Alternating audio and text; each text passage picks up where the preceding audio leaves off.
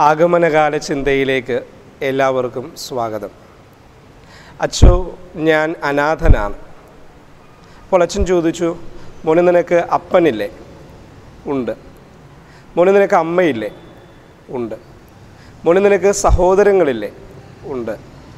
മോനെ നിനക്ക് സുഹൃത്തുക്കളില്ലേ? ഉണ്ട്. ഇവരെല്ലാം ഉണ്ടായിട്ടും നീ എങ്ങനെയാണ് അനാഥനെന്ന് പറഞ്ഞത്? അപ്പോൾ അവൻ പറഞ്ഞു, അച്ചോ, ഇവരെല്ലാമുള്ള ഒരനാഥനാണ് ഞാൻ. എത്ര വിചിത്രമായിട്ടുള്ള ഒരു അനുഭവമാണിത്. നമ്മുടെയൊക്കെ ജീവിതത്തിൽ പലപ്പോഴെങ്കിലും ഞാനും നിങ്ങളും കടന്നുപോയിട്ടുള്ള ഒരു അനുഭവമാണിത്. ഒറ്റപ്പെടലിൻ്റെ അനുഭവം, അല്ലെങ്കിൽ ചിലപ്പോൾ ഞാനും നിങ്ങളുമൊക്കെ കടന്നുപോയിക്കൊണ്ടിരിക്കുന്ന ഒരു അനുഭവമാണിത്, ഒറ്റപ്പെടലിൻ്റെ അനുഭവം. ആഗമനകാലം ഈ ഒറ്റപ്പെടലിന് ഒരു ഉത്തരം നൽകുന്ന കാലമാണ്. ദൈവം നമ്മോടുകൂടെ എന്ന് പറയുന്ന വലിയ സദ്വാർത്തയ്ക്ക്, വലിയ സന്തോഷത്തിൻ്റെ സന്ദേശത്തിൻ്റെ പൂർത്തീകരണമായിരുന്നു ആഗമന കാലഘട്ടത്തിൽ നടന്നിരുന്നത്. ചെന്നു ചേരാനൊരിടവും അവിടെ കാത്തിരിക്കുവാൻ ഒരാളുമുണ്ടെങ്കിൽ നമ്മുടെയൊക്കെ ജീവിതങ്ങൾ ധന്യമായി. ഇതൊരു അറേബ്യൻ പഴമൊഴിയാണ്. ചെന്നു ചേരാനൊരിടവും അവിടെ കാത്തിരിക്കുവാനായിട്ട് ഒരാളുമുണ്ടെങ്കിൽ നമ്മുടെയൊക്കെ മനുഷ്യജീവിതങ്ങൾ ഒത്തിരി ധന്യമാണ്.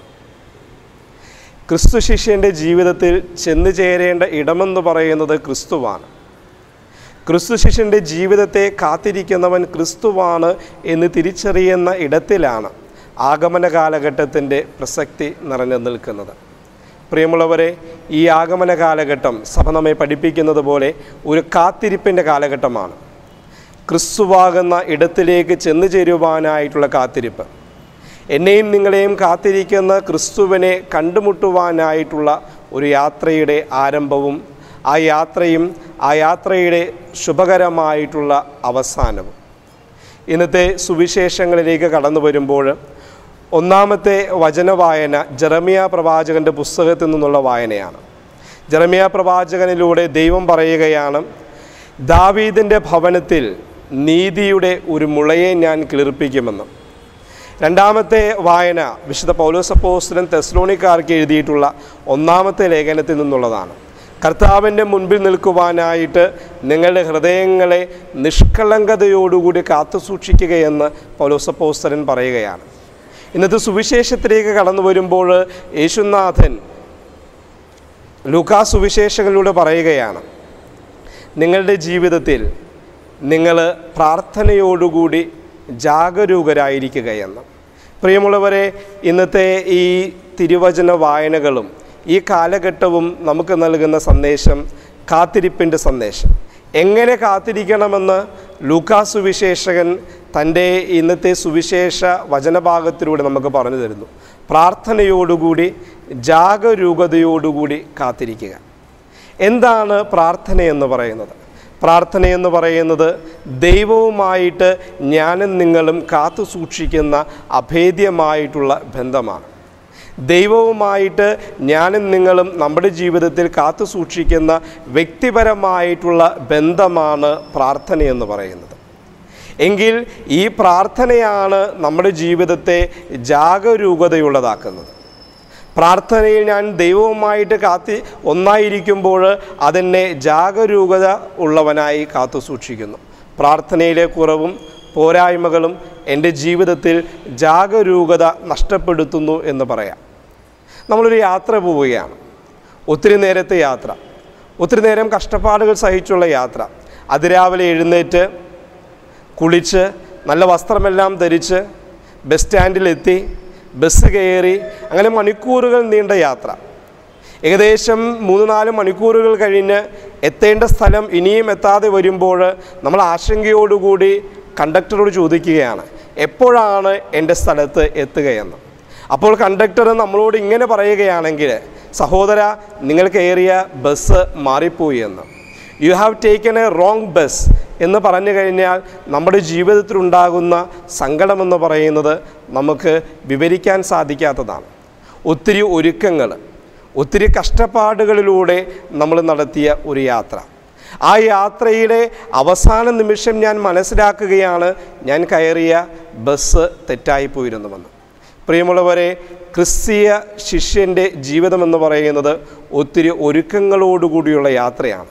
പക്ഷേ ഈ യാത്രയിൽ ഞാൻ തിരഞ്ഞെടുക്കുന്ന വഴി എൻ്റെ ജീവിതത്തിൽ കാത്തു സൂക്ഷിക്കേണ്ട പ്രാർത്ഥനയെയും ജാഗരൂകതയും നഷ്ടപ്പെടുത്തുന്നതാണെങ്കിൽ ഒരിക്കലും ഞാനും നിങ്ങളും എത്തിച്ചേരേണ്ട ഇടത്ത് എത്തിച്ചേരുകയില്ല.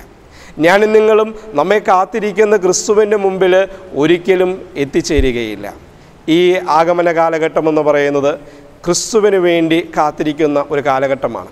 പലപ്പോഴും നമ്മളൊക്കെ ഈ ആഗമന കാലഘട്ടം ഒത്തിരിയധികം ത്യാഗങ്ങളിലൂടെ ചിലരെങ്കിലും കടന്നു പോകാറുണ്ട്. ഒത്തിരി പേര് പറയും ഇത് ആത്മീയമായിട്ടും ശാരീരികമായിട്ടും ഒരുങ്ങേണ്ട ഒരു സമയം തന്നെയാണ് എന്ന്.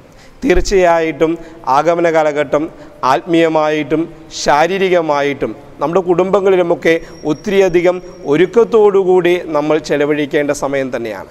പക്ഷേ ഈ ഒരുക്കങ്ങൾ എന്തിനു വേണ്ടിയിട്ടുള്ള ഒരുക്കങ്ങളാണ്?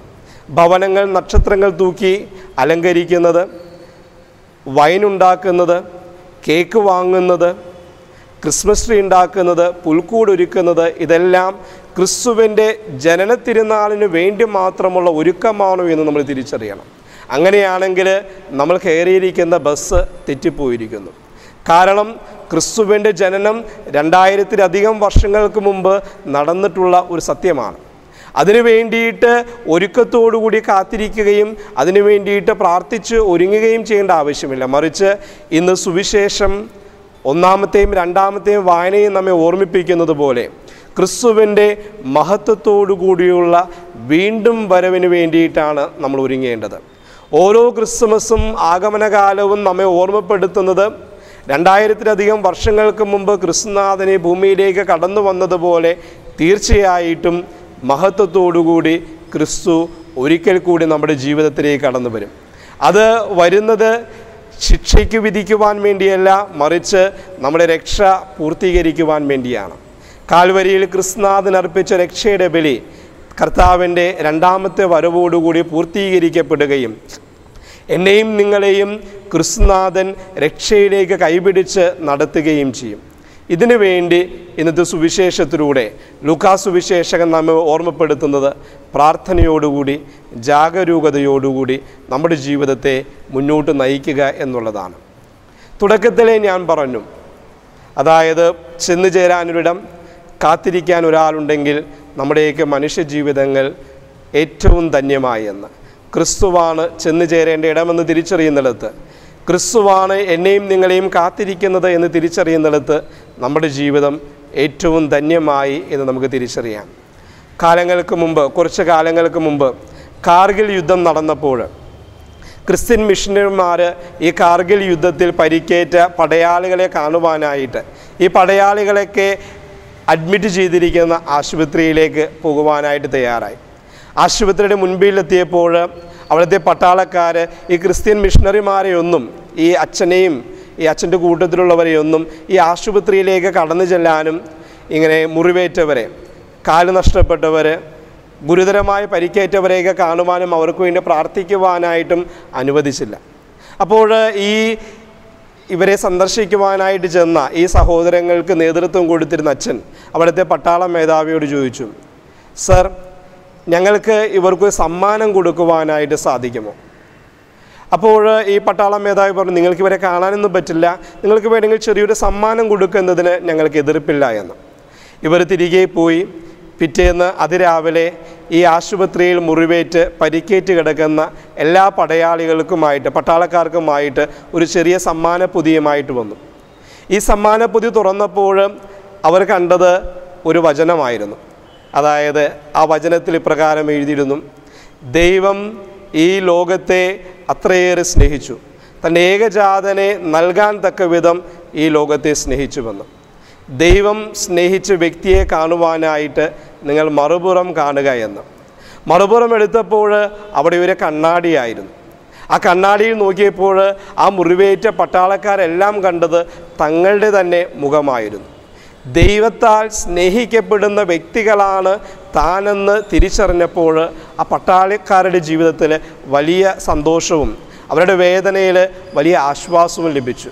പ്രിയമുള്ളവരെ, നമ്മുടെയൊക്കെ ജീവിതത്തിൽ നമ്മൾ ഒറ്റപ്പെടുന്നുണ്ടെങ്കിൽ, അപ്പനും അമ്മയും സഹോദരങ്ങളും സുഹൃത്തുക്കളും ഉണ്ടായിരിക്കെ തന്നെ ഞാൻ അനാഥനാണ്, എനിക്ക് ആരുമില്ല എന്നൊരു ചിന്ത നമ്മുടെ ജീവിതത്തിലേക്ക് കടന്നു വരികയാണെങ്കിൽ ഈ ആഗമന കാലഘട്ടം നൽകുന്ന, ഈ ക്രിസ്തുമസ് കാലഘട്ടം നൽകുന്ന സന്ദേശം, ഇന്നത്തെ വചനവായനകൾ നൽകുന്ന സന്ദേശം ഇതാണ്: ദൈവത്താൽ സ്നേഹിക്കപ്പെടുന്ന വ്യക്തി അത് നീയും ഞാനുമാണ്.